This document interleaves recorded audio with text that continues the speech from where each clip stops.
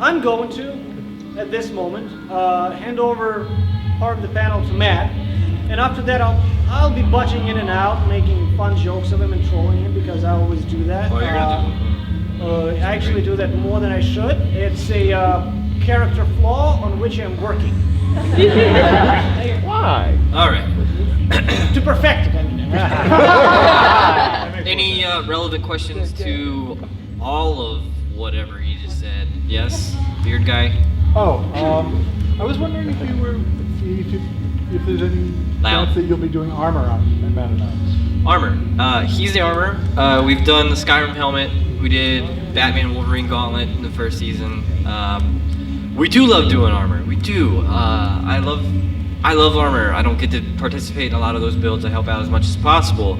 Problem with that is most armor builds take up his entire week. Sam, yeah, everybody remembers Sam. He's not on the show all that often because he's always running off doing stuff. But Sam's not around, so he's kind of our main guy forging blades and stuff. So if he's gonna be stuck on an armor build, we're gonna have more plasma cutting. We're gonna have me forge 1 or 2 blades, but we're not gonna have the high intense detail work that he does. Not only does he do the forging, he does a lot of the hand engraving, a lot of the final detail work. So there's a balance. We haven't had really good armor requests lately, so we haven't been super pressed about it. A lot of like people duplicates or like do this, do that. If something really catches our eye and time permits, we're gonna try to work it in. We haven't done any in a while, so maybe not this coming season, maybe the season after we'll work in some armor. Really, I don't want to speak for Ilya because he does most of the work, but yeah, I do anyway. He's been talking this whole time, so I'll speak for Ilya. For instance, like how we made Excalibur. It would have been our dream to not only make the Excalibur sword, but to do Saber's armor as well. That's like a dream of mine, to have some ultra mega Man-at-Arms episodes where maybe we'll have to pre-make some of the armor ahead of the filming and then just show you some of it on camera, or maybe they'll do an exception and come out for a whole week and let us just focus on that. That's a dream of mine, and our contracts are being renewed currently, so I'm gonna try to beg and plead and use some leverage to get some of those episodes in. So I hope that kind of answered your question. Yes, it's not out of the, we definitely want to do armor. We're going to do more armor, but the reason we aren't is we just have to balance things out, and right now his forging time and his detail work on some of these builds are more important than doing another armor build. And not only that, our producers are always like scared that the demo is gonna suck or something. Like when we made Link's Shield, we made Link's Shield, that demo was pretty fun, right? We threw cans at it and he shot arrows at it, and people threw cans at me and freaking watermelons, and I'm dodging. And so we have fun with it, and the helmet was fun. We did some cool demos to that. Another question? Maybe 2 more? Anybody? No? Yes? The fly guy. Right here? Yeah. Crotch gazer. Go ahead. So, you would say that the modern way of like having gold-plated assault rifles and all that is just an extension of the long tradition here? Well, yeah. Okay. Hell yeah. There are museums across any museum that contains weapons. Usually contains the best examples of those weapons the museum can get their hands on. And you can see fully gold-plated suits of armor, fully gold-plated weapons. Yeah, it's exactly that. Thank you. Another one, right here in the middle. Can't really hear you well. Can you... You talked about how you work on a lot of your armor and stuff like that. But has there ever been like a piece of armor or like past kind of very dramatic like this that you've done, or really long that you had an idea for about really cool? I'm gonna start it and let him answer that too. The way we kind of met Ilya is he did some HMB stuff like that, did some armor work, but HMB is historical medieval battles in Europe. It's like cage fighting into submission, but in historically accurate armor and with steel swords. Anyway, he did a lot of that stuff, and he was from Florida, and he moved to DC. Tony Swatton, original host of Man-at-Arms, used to come out to an annual event that we hosted at our shop and do some armor demonstrations. He canceled on us. So Carrie asked Ilya, hey, would you come do that? And the first thing he did was a really nice human face and steel for like H&B quality stuff. And when I saw him do that, I was like, can we keep him? Carrie was like, oh, we really can't afford to like hire somebody else. I was like, can we freaking keep him? Like, he makes it look easy. We say that in the episodes far too often. It's not easy. I've done some armor work. It's been years since I have. He's super tough. He's gonna say he has struggled. He's gonna lie to you in a minute, but you pretty much if you can picture it, if you can show him a picture, or if he can visualize it, he can make it in sheet metal. That's true. But has anybody ever seen a Chinese painter paint a bird? Yes. You know how they do it in like 3 seconds and 2 brush strokes? You know why they can do that? Practice. Yeah, because they spend their 50 years of their life practicing those 2 brush strokes. So when somebody makes something look easy, it's not. It's easy only because they spent the last whatever amount of years making it easy. But it's hard. Armor is hard because this piece right here has to work exactly like the customer specified. It has to articulate. When locked, this is the shield arm, so that's where the lance lands if the person is unfortunate. Cannot allow anything getting here. It has to fit the person, so I work with casts, so on and so forth. It is just like making the Phantom Blade, but making the entire suit function. Professional armors don't call their customers knights or fighters, they call them armor operators. Because armor is a machine built around you that works off your muscle to function right.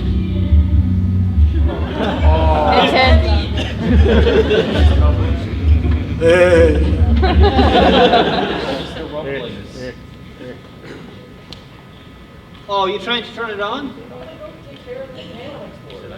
Oh, okay, that's fine. Yeah. Now, the other thing with armor is it takes a long time. If you look at this, has more surface area, just this piece, than the sword. So if you can roughly break down, and cosplayers probably know this, that it takes X amount of hours per square inch of your costume, right? Yeah, you can just break it down like all costumes can be broken down like that. So this has more surface area than a sword, and it takes more time making it work. I, for example, want to build the following things. Urza's armor, 1. Saber's armor, 2. Gilgamesh's armor, 3. Make all the armors from that stupid series that actually ends up being better than I thought it would be. I wanted to pick a light series for myself, but it ended up being quite intense. The ambition of Oda Nobunaga. Because, yeah, some people know it, other people don't. It's underappreciated, but watch 5 episodes and you'll get into it, whatever. Shut up. Like, there's actually pretty good, intense moments there. Whatever. And when I watch anime, actually, I like in anime what I hate in live action. I love romance anime. Romantic comedies, love it. Love it, love it, love it. Shut up. Love it. In real life, or like live action, I don't like action movies. I think they're lazy. In anime, love action. Love action scenes. Exactly, got it. And there's a good aesthetic argument for that, for my position. Why? Because when you look at Hollywood, the way they do action, they already use digital media to convey it. So it's already cartoonized. So it's removed from the medium which they use. In anime, the whole thing is a cartoon, so it fits naturally in there. The whole thing is a theater rather than a shot of what real world could be. No, it works better for me. And are you still answering that guy's question? Yes, I am. Yes, I am. Actually, terribly sorry. Next question, please. Oh, this guy, the giant guy, muscle guy. Starting to give out to the shirt. Have you guys ever had like your own sword or piece of armor that you want to do an episode on, or do you guys ever think you might do something like that? Yeah. Of our own design, you mean? Yeah, like your totally own design. Yeah, I mean, that would be great. We've had a few requests, you know, hey, why don't you make the man-at-arms sword? Or like, hey, why don't you guys just make your preferred blah. We've had a couple instances like that, like when we did the zombie weapon challenge, we kind of did some of that. That episode could have been a little cooler, to be honest. I hate to say that. We kind of did that like the last 2 days. We all made up our thing really quick, but it was a lot of fun, and I think the weapons we made were pretty relevant. The Katar kind of punch dagger that John made was really cool looking. I wish he would have stopped before he put that whole giant cage on, because it was good enough with just the 2 sidebars. But yeah, I think the thing about Man-at-Arms is, in order for an episode, this is getting a little beyond the show into some of the stuff you guys might not all be interested in, but in order for an episode to be really popular and successful to our production company, it needs to hit 1 million views and go beyond that as quick as possible. So there's a lot of with making Man-at-Arms. Yes, we make different things each time, but we've done so many episodes now, and Tony did so many episodes that it kind of becomes showing the same thing. So it's on us to try to do new methods, you know, spice it up. Certain places like Gizmodo, or you know, websites that cover a lot of Man-at-Arms and different geek stuff, might not get so impressed anymore, because even if it's like, wow, really cool, but hey, it's another Man-at-Arms episode. So we're gonna look into different ways to change up the format a little bit here and there. Now the format works. We hit 1 million views usually in a week, maybe a week and a half every episode. It's amazing. It's a gift. It's a blessing to be able to have such loyal fans to watch our episodes like that. But we are gonna mix up some different things. I can't really give away exactly what we're gonna do. I would like to do that. I would like to maybe have one every other season where it's like Maker's Choice, where we get to either choose a thing from an anime or something that our producers would normally say no to and do it anyway, or design our own thing. Or, you know, the hybrids weren't very popular, but there are some kind of hybrids that we could do that are kind of cool. But that didn't really work the first season. It really pissed people off, so I don't really want to go back to that. But yeah, we're gonna look into doing some stuff, and because the show is as successful as it is, and the producers are trusting us more and more to do whatever we really want,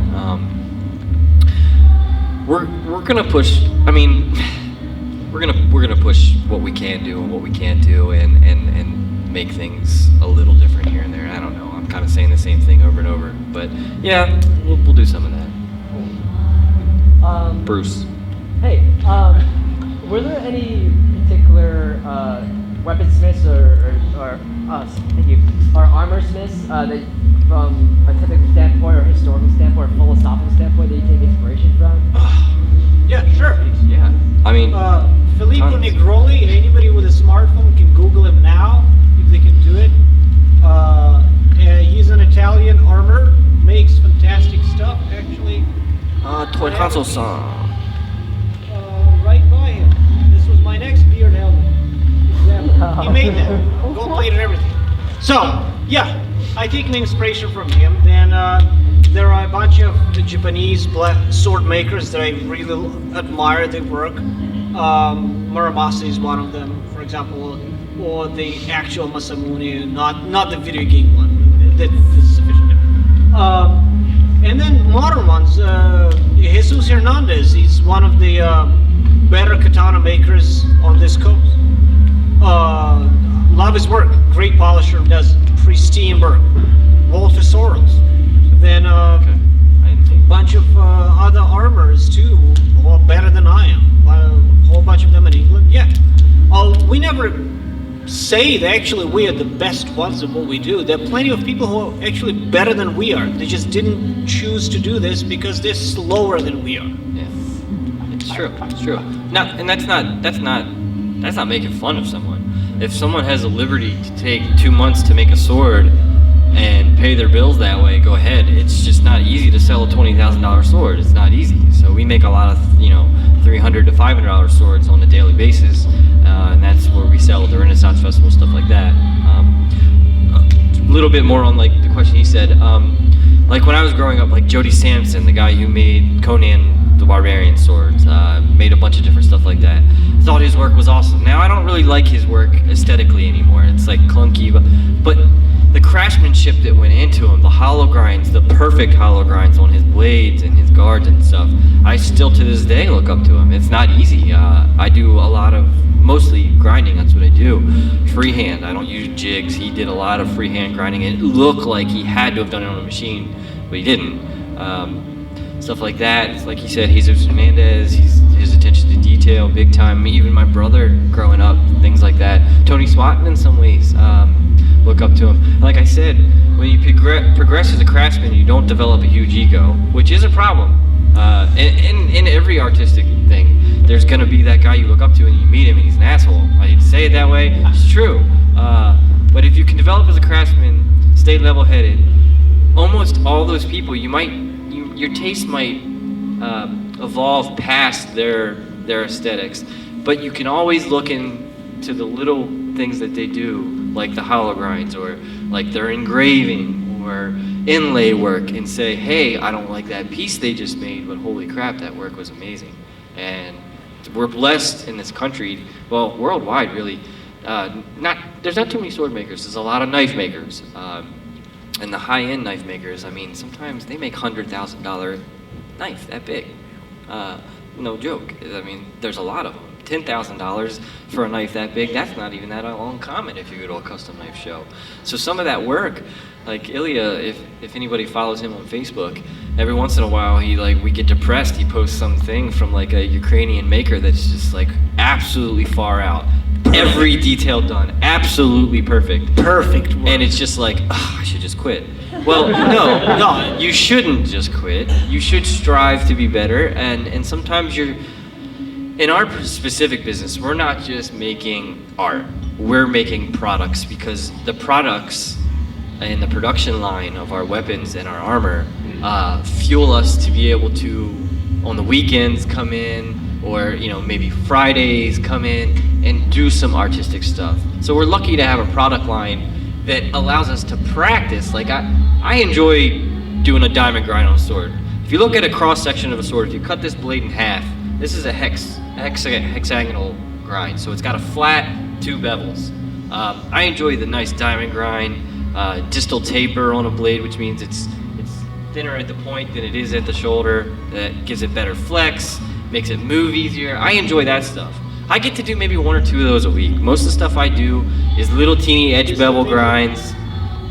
Thanks, This is Vanna. the distal taper, and the type of grind he refers to is if you cut the blade like that and look at it, Yeah. you will look like a grind. The diamond. There's plenty of other grinds. I mean, I like the challenge of grinding, like a really nice blade. I don't get to do much of it. I mostly do production stuff, little edge grinds, leave them really blunt for guys, jousters and stuff to beat them together, or theatrical people on stage choreograph fights, they have to be safe.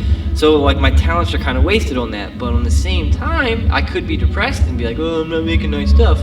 But now when I go to make nice stuff, I ground 20 to 30 blades that, every week of my life for the last 17 years. So I'm developing a skill while making a product I don't want to make, that's there for when I do have the time to make nice things.